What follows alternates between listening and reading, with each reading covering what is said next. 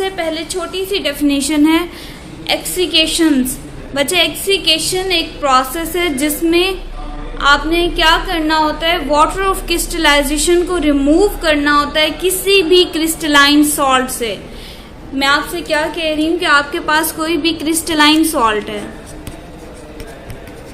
ठीक है, आपके पास कोई भी क्रिस्टलाइन सॉल्ट है, उसमें से आपने वाटर को रिमूव करना है, वाटर ऑफ क्रिस्टलाइजेशन।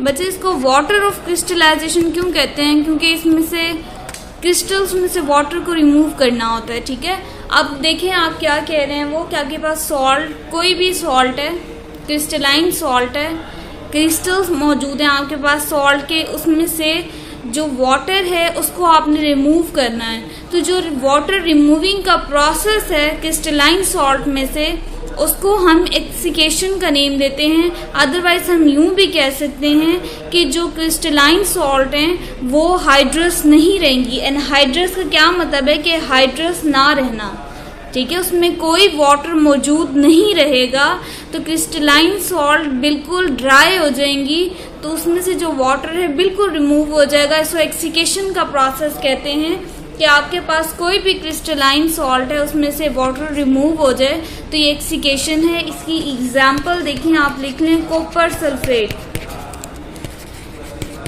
आपकी बुक में नहीं होगी, आप लोग काइंडली ये नोट डाउन कर लें, कॉपर सल्फेट CuSO4H2O। बच्चे बेसिकली होता क्या है कि आपके पास कॉपर सल्फेट एक सॉल्ट होता है, क्रिस्टलाइन सॉल्ट होता है, ऐसा सॉल्ट जिसमें क्रिस्टल्स मौजूद होते हैं, उसमें से जो वाटर है उसको आप रिमूव कर देते हैं। तो इस प्रोसेस को कि जो सॉल्ट है आपके पास वो एनहाइड्रस रहेगा, कि उसमें कोई वाटर मौजूद नहीं होगा, प्योर सॉल्ट होगा क्रिस्टल फॉर्म में, इसको एक्सीकेशन कहते हैं।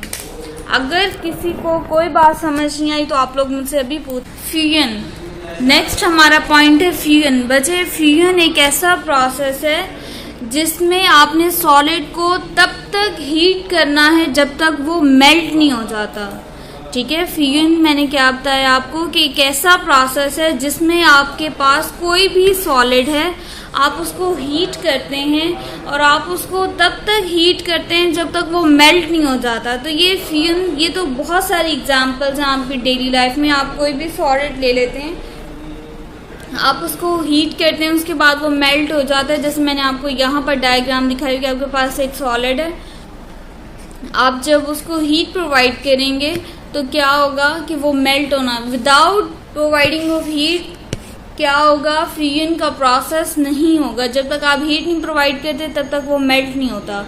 अब एप्लीकेशंस फ्यूजन की क्या हैं कि फ्यूजन आप ऑइंटमेंट्स बनाने के लिए, क्रीम्स बनाने के लिए, लोशंस बनाने के लिए, स्पोजिटरीज बनाने के लिए इस्तेमाल कर रहे हैं। उसके अलावा आप इसको मिक्सिंग प्रोसीजर के लिए इस्तेमाल कर रहे हैं। आप कोई भी ऑइंटमेंट, क्रीम या लोशन वगैरह बना रहे हैं, आपने उसमें जो इंग्रेडिएंट्स मौजूद हैं उनको मिक्स करना है, तो आप इसलिए क्या करेंगे, मिक्सिंग प्रोसीजर को यूज़ करेंगे ताकि आप क्या करें, उनको अच्छे से मिक्स कर सकें। नेक्स्ट है इग्निशन। बच्चे इग्निशन का प्रोसेस हम फार्मेसी में यूज़ करते हैं। इसमें क्या होता है कि आपके पास कोई भी केमिकल सब्सटेंस है, ठीक है, आपके पास कोई भी केमिकल सब्सटेंस है। अब जैसे मैं कह रही हूँ कि मेरे पास लेबोरेटरी स्केल के ऊपर क्या है, सिलिका या प्लेटिनम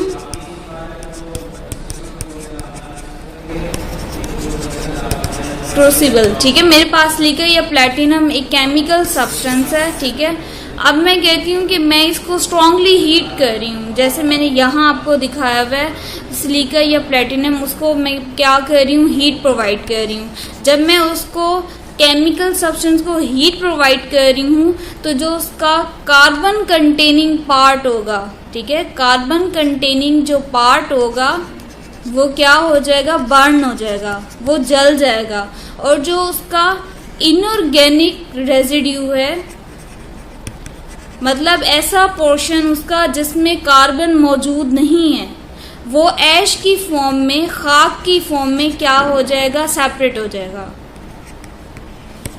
ठीक है। तो इस प्रोसेस को हम कहते हैं इग्निशन। अब आप इग्निशन का वर्ड फार्मेसी में यूज़ कर रहे हैं तो इसके कहाँ कहाँ इस्तेमाल आ रहे हैं। एक तो इग्निशन का प्रोसेस आप इस्तेमाल कर रहे हैं स्टैंडर्डाइजेशन टेस्ट। एक तो आप उसको टेस्ट करने के लिए इस्तेमाल कर रहे हैं ताकि आप किसी भी ऑर्गेनिक कंपाउंड की प्योरिटी और उसकी क्वालिटी को चेक कर सकें। आप इग्निशन का प्रोसेस क्यों इस्तेमाल कर रहे हैं कि आप कोई भी ऑर्गेनिक कंपाउंड है, बच्चे आपको पता है organic compound carbon and hydrogen containing compounds होते हैं। ऑर्गेनिक कंपाउंड कौन से होते हैं? Carbon and hydrogen containing compounds. तो आप उन ऑर्गेनिक कंपाउंड्स की प्योरिटी और क्वालिटी को चेक करने के लिए इग्निशन का प्रोसेस यूज़ करते हैं। अब वो कहते हैं कि इग्निशन का प्रोसेस आप स्टरलाइजेशन के प्रोसेस में भी इस्तेमाल करते हैं। स्टरलाइजेशन क्या होती है कि जितनी भी इम्प्योरिटीज़ होती हैं आप उनको सेपरेट, जर्म्स वगैरह को आप सेपरेट कर देते हो, ठीक है। स्टीराइल करके आप क्या करते हैं, जितने भी जर्म्स होते हैं, माइक्रोब्स होते हैं, उनसे आप मटेरियल को फ्री कर लेते हैं। उसके अलावा वो कहते हैं कि डिफरेंट सेपरेशन प्रोसेस के लिए भी ये इस्तेमाल होता है।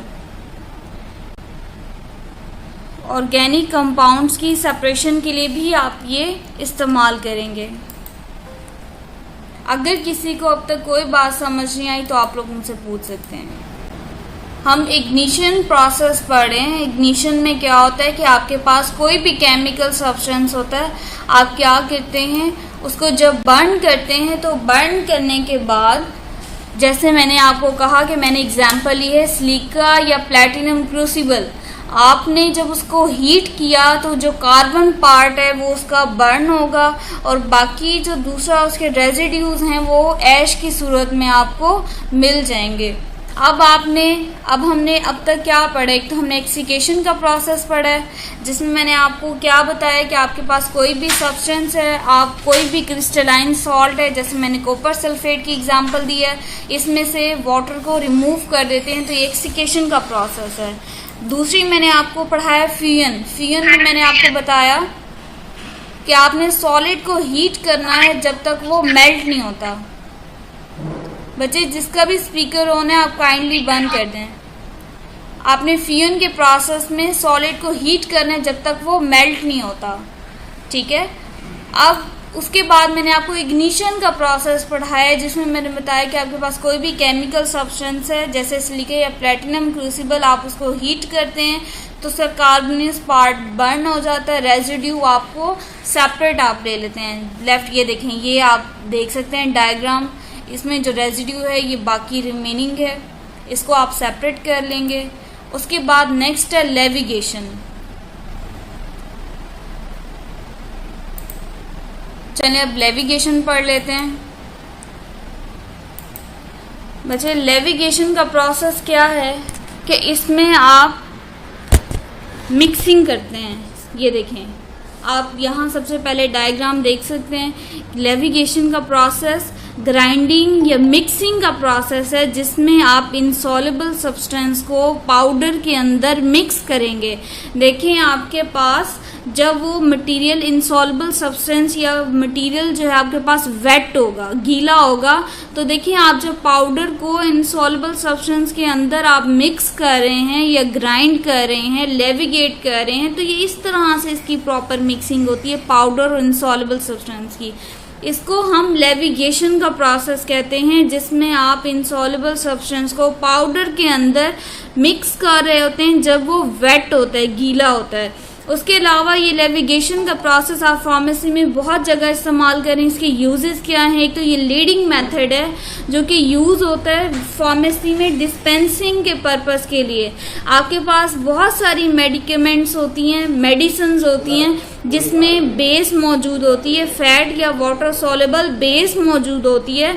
उसको मिक्स करने के देखें, इनसॉल्युबल सब्सटेंस का मतलब यही है ना कि ऐसा सब्सटेंस मौजूद है जो कि सॉल्युबल ही नहीं है पाउडर के अंदर, तभी तो ये देखें इस तरह से पेस्ट बन रहा है। तो आप क्या करेंगे कि फार्मेसी में डिस्पेंस करने के लिए मेडिकेमेंट्स को आप यूज़ कर रहे हैं लेविगेशन का प्रोसेस। उसके अलावा आप जितने भी ऑइंटमेंट्स और क्रीम्स वगैरह हैं, पेस्ट हैं, जेल्स हैं, उनको आप फॉर्मुलेट करने के लिए या बनाने के लिए लेविगेशन का प्रोसेस यूज़ कर रहे हैं। उसके अलावा अगर आप लेविगेशन का प्रोसेस फार्मेसी में यूज़ कर रहे हैं, तो आप क्या करते हैं, अगर आप एपीआई के डिफरेंट मिक्सचर्स आपके पास एक्टिव फार्मास्यूटिकल इंग्रेडिएंट, अगर आप इनके ग्रेन्यूल बनाना चाहते हैं एपीआई के, तब भी आप लेविगेशन का प्रोसेस यूज़ कर सकते हैं। देखें इससे ग्रेन्यूल्स बनने ईजी हो जाते हैं। एक्टिव फार्मास्यूटिकल इंग्रेडिएंट ऐसा इंग्रेडिएंट होता है जो कि जिसका मेन बॉडी के अंदर इफेक्ट जिसने प्रोड्यूस करना होता है। अगर मैं कहती हूँ कि मेरे पास कोई टैबलेट है पैनाडोल, तो उसमें पैरासीटामोल एक्टिव फार्मास्यूटिकल इंग्रेडिएंट होगा 500 mg, जिसने पैनाडोल के अंदर मेन अपना इफेक्ट प्रोड्यूस करना है। ठीक है, होपफुली आप लोगों को समझ आ गया होगा। आज के लिए इतना इनफ है। अगर किसी को कोई बात समझ नहीं आई तो आप लोग पूछ सकते हैं।